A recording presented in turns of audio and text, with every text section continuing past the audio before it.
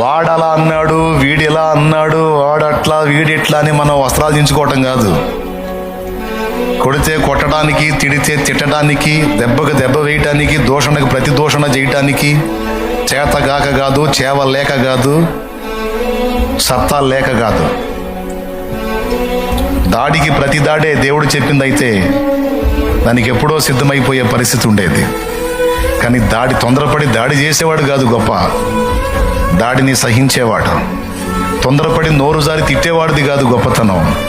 ఆ దూషణను కూడా పూర్ణమైన ఓర్పుతో సహించి భరించి తట్టుకొని నిలబడతాడు. వాడు ఘనుడు, వాడుది గొప్ప. నోరు జారటానికి ఏం కావాలి? ఆవేశం చాలు. కానీ జారిన మాటను తట్టుకోవటానికి ఓర్పు, సహనం అనే సత్క్రియలు కావాలి. కాబట్టి దూషణకు ప్రతి దూషణ చేయొద్దు, కీడుకు ప్రతి కీడు చేయొద్దని నా యేసయ్య చెప్పాడు.